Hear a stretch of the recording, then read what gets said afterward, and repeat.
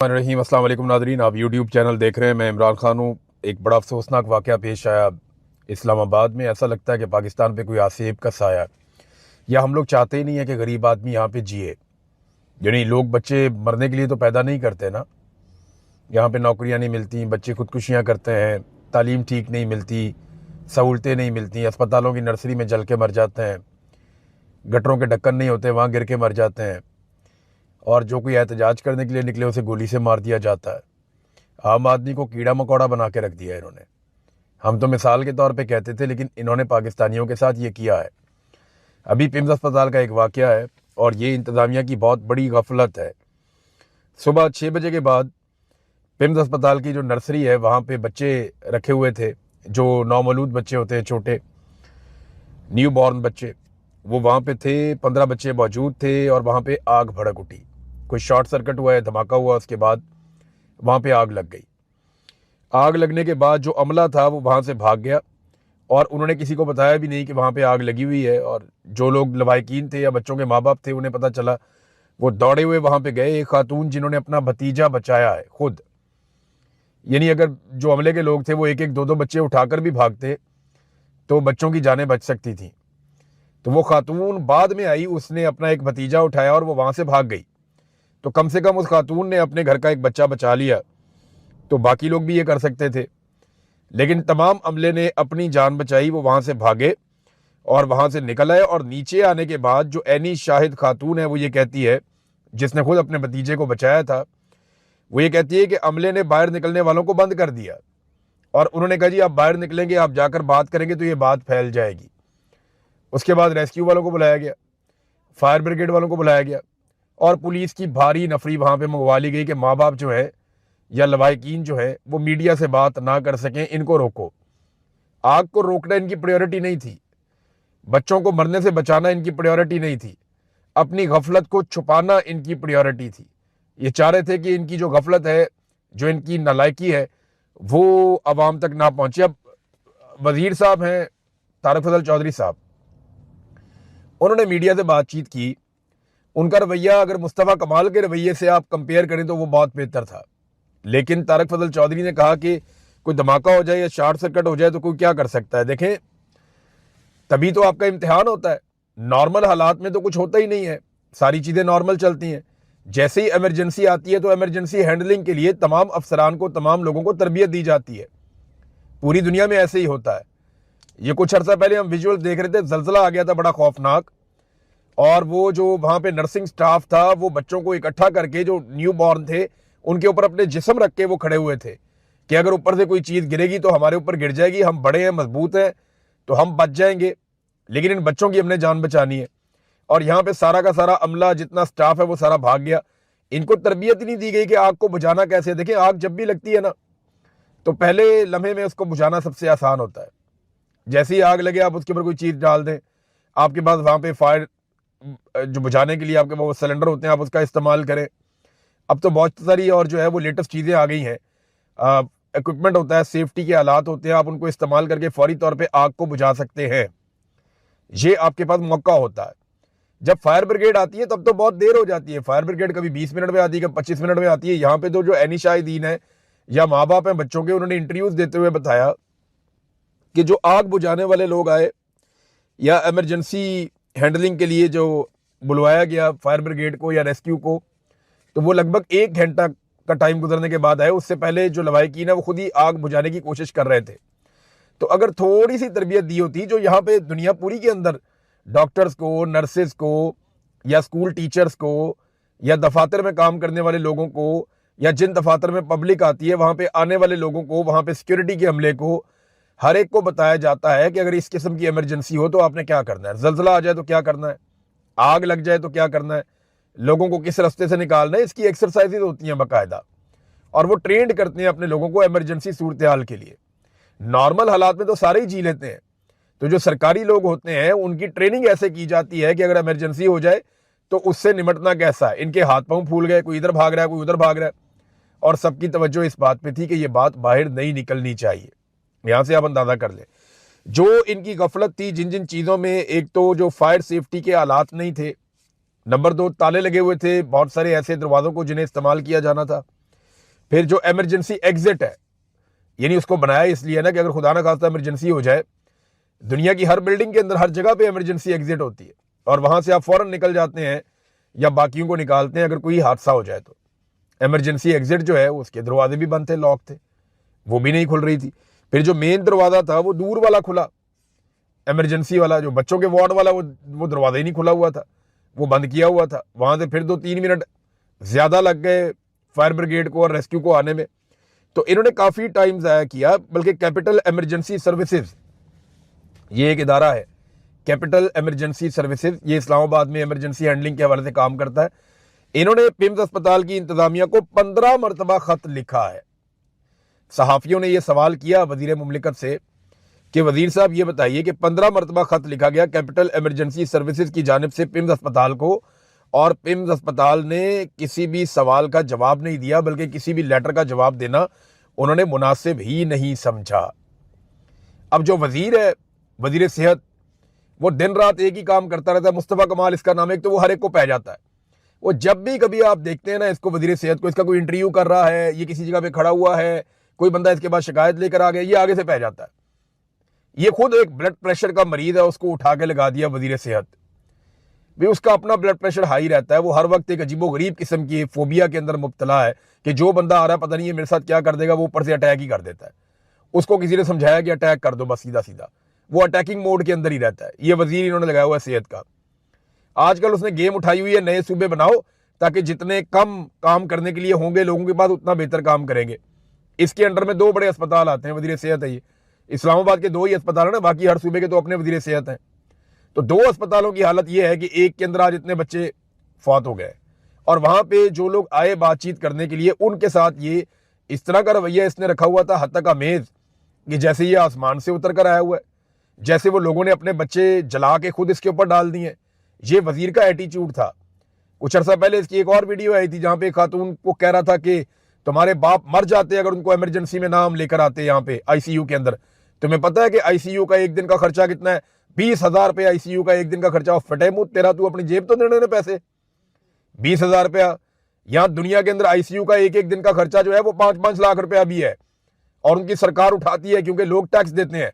और तुम मुलाजिम हो हमारे, हमें जवाब दो। बेशर्म आदमी, तुम ये कैसे कह सकते हो कि 20,000 रुपया खर्चा आईसीयू का एक दिन का है? तू अपनी जेब से दे रहा पैसे या अपनी जायदाद बेच के दे रहा पैसे? और भाई पैसे हमने टैक्स दिया हुआ है, पाकिस्तानियों ने। हम अपनी जेब से टैक्स देते हैं, अपने खून पसीने की कमाई में से पैसा निकालते हैं। तू उसमें से 20,000 रुपए गरीब आदमी के ऊपर खर्च करके उस औरत पे चिल्ला रहा है कि तुम्हारा बाप मर जाता अगर हम उसको आईसीयू के अंदर ना लेकर आते, मर जाता तुम्हारा बाप। बात सुनो मेरी, हो बदमाश है भाई तू। ऐसे लाके इन्होंने मिलिट्री एस्टेब्लिशमेंट ने हर वो तोहफा जो तकलीफ देता है पाकिस्तानियों को लाकर पाकिस्तान के ऊपर मुसल्लत कर दिया। ऐसी बेशर्मी और ढिठाई है। मर जाते तुम्हारे बाप अगर हम उनको आईसीयू में 20,000 रुपया खर्चा आईसीयू का। ऐसे कह रहा है जैसे एहसान कर दिया इसने कौम के ऊपर, को बादशाह सलामत है, अपनी जेब से पैसा दे रहा है। और भाई पाकिस्तानी हजारों अरब का टैक्स देते हैं हर साल, उसी में से तुम लोगों के सारे चमचे खर्चे तुम लोग कमीशने खाते हो, उसी में से तुम लोग जायदादें बनाते हो, उसी में से तुम लोग अपने और अपने खानदानों के लिए जजीरे खरीदते हो, उसी में से तुम लोग अपने बाहर टकाने बनाते हो, उसी में से तुम लोग अपनी अय्याशी की जिंदगी गुजारते हो। तुम्हें बड़ी बड़ी गाड़ियां और जहाज तक मिलते हैं इन्हीं गरीबों के पैसे में से। इनमें से 20,000 रुपए इन पे खर्च करके तू एहसान जतला रहा है उनके ऊपर। ये ऐसे बेशर्म और ढीठ आदमी है। ये इसको ब्लड प्रेशर का मरीज है, इसको अस्पताल में दाखिल करवाना था, इसको पकड़ के वजीर सेहत बना दिया। अंदाजा करें आप, लोग एहतजाज कर रहे हैं, वो इनको अपनी सियासत नहीं भूल रही। लोगों ने वहां पे टिका गया एहतजाज किया, इनके मुंह के ऊपर कहा गया आपने हेल्थ का और तालीम का बेड़ा गर्क करके रख दिया पाकिस्तान के अंदर। 47 का मैंडेट लेकर ये लोग आए हुए हैं। ये भी लोगों ने इनको कहा कि तुम लोग आए ही ना जायज तरीके से हो, तो तुम लोग कैसे हमारा भला सोच सकते हो, या तुम लोग कैसे जायज काम कर सकते हो या ठीक काम कर सकते हो। अभी इमरान खान को भी इसी अस्पताल में ये लाने पर बजिद थे। जब इमरान खान को लेकर आए, इसी अस्पताल की मशीन ही खराब थी, और जिस मशीन से इमरान खान साहब का ट्रीटमेंट करना था, जब इमरान खान को इस अस्पताल में लाया गया तो पता चला वो मशीन ही खराब है। यहां से आप अंदाजा करें इनकी गफलत का और बेशर्मी का, कि जिस मशीन से ट्रीटमेंट होना था मशीन ही खराब है, और अब वहां पे बच्चे जल गए और वजीर जो है वो चौड़ा होकर फिर रहा है और अजीब लहजे के अंदर फिरौनियत और तकब्बुर के साथ बात कर रहा है। शर्म भी नहीं आती इन्हें। 14 बच्चे अस्पताल के अंदर जलकर खाकस्तर हो गए, और माँ बाप कह रहे हैं हमें लाशें तो देना हमारे बच्चों की, हमें पता तो चले हमारे बच्चों के साथ क्या हुआ। और वजीर कह रहे हैं जनाब कि जल के बच्चे मर गए, और उन्हें कह रहे हैं जी वो शहीद हो गए हैं, बच्चे शहीद हैं। तो वो मासूम बच्चे हैं, वो तो शहीद ही हैं, लेकिन आप लोगों ने किया क्या उनके साथ? और जो लोग इस गफलत के मुर्तकिब हैं, अब उनमें सब अपने अपने प्यारे को बचाना चाहते हैं, जैसे कि मिलिट्री एस्टेब्लिशमेंट या जर्नैल अपने प्यारे कर्नल को बचाना चाहते हैं, जिसने जाके वहां पे बेशर्मी की, बच्चों से चपेड़े खाई वहां पे सरहद यूनिवर्सिटी के कैंपस में इस्लामाबाद में। अब उसमें एक के बाद एक और वीडियो आ रही, मैं आपको आगे चल के बताता हूँ कि उसमें क्या है। लेकिन ये देखें, सदर YDA, ये यंग डॉक्टर एसोसिएशन है, इनके जो सदर हैं, इन्होंने ये एक वीडियो इनके तवसत से आई है। इन तस्वीर में आप देख सकते हैं कि DHQ साहिवाल में 30 बच्चों की जगह 184 बच्चे रखे हुए हैं। अब जब आप इतना लोड लेकर आएंगे तो हादसात ही होंगे ना, और क्या होगा।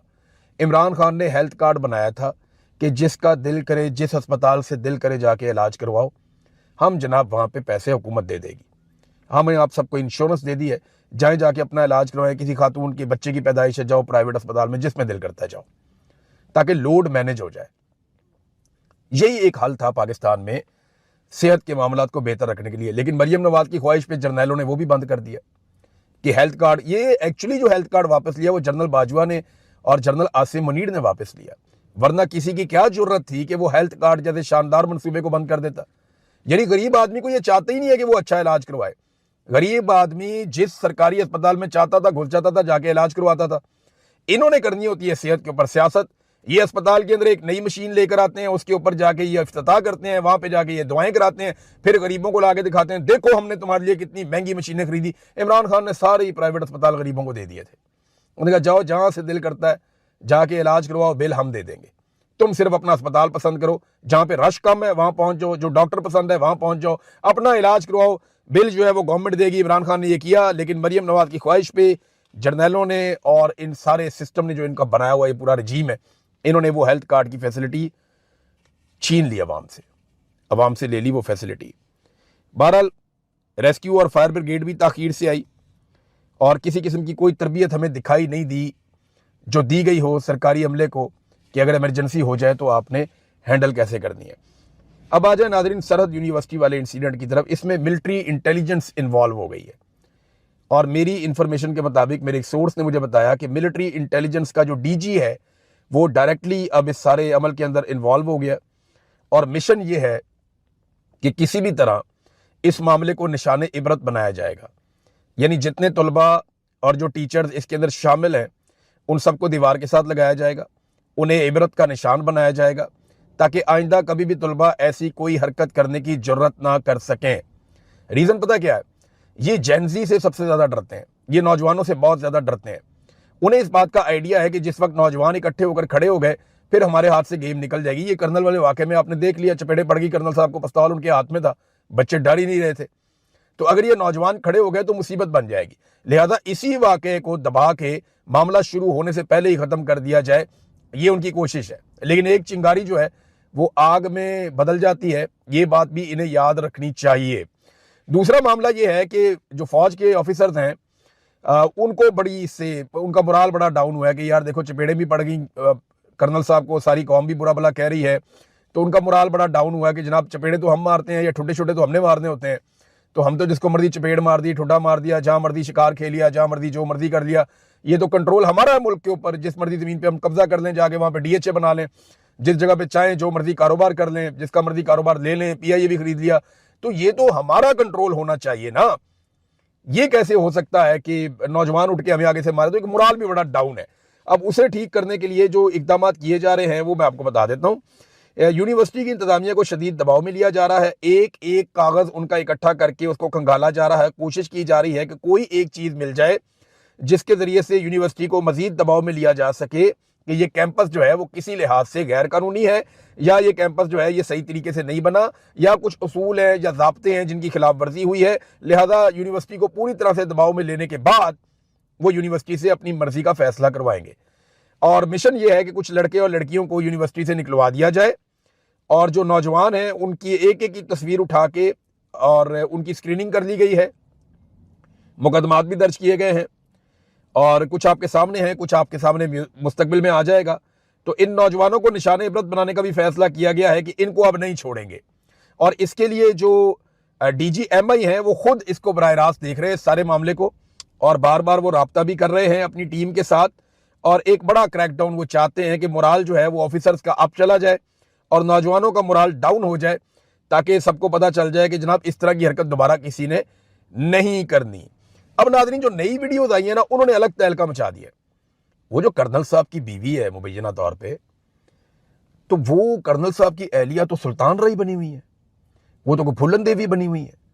वो कभी जनाब ठुड्डे मार रही हैं, कभी तलबा को हरासा कर रही हैं, तालिबात को कह रही हैं कि मैं FIR भी करवाऊंगी, मैं तुम्हें जेल में भी भिजवाऊंगी। ये वाला एटीट्यूड देख के तो मुझे लगता है कि शायद जदून कोई मासूम आदमी होगा। पहले मुझे जदून पे गुस्सा चढ़ रहा था कि यार जदून एक खातून को हरासा कैसे कर सकता है, लेकिन जिस तरह की ये खातून है, जैसे ये थाने कचहरी की धमकी देती है, तो कोई पता नहीं जदून ने भी अपनी जान ही छुड़वाई हो इससे कि यार ठीक है मैं माफ़ी मांग के जान छुड़ाता हूँ, ये क्या मेरे गले पड़ गए। अब वहाँ तलबा एहतजाज कर रहे थे, एहतजाज वाले तलबा को ये खड़ी होकर बाकायदा टॉन्ट कर रही थी, उन्हें हरासा कर रही थी कि मैं FIR भी दूंगी, मैं जेल में भी भिजवाऊंगी, मैं छोड़ूंगी नहीं तुम्हें, मैं अभी फ़ोन करती हूँ। वही ऐसा अजीब एटीट्यूड था इस औरत का। फिर पुलिस वाले से डंडा छीन कर तलबा को मारना शुरू कर दिया। क्या सुल्तान रही वाली एक्टिंग की है। पहले ये सुल्तान रही बनी रही तकरीबन घंटा आधा घंटा, उसके बाद कर्नल साहब आए, वो मुस्तफ़ा कुरैशी बन गए आके। तो यानी इनका ये दोनों एक तरह की ही हैं, वो रब ने जोड़ी बनाई है ना इनकी ज़बरदस्त किस्म की।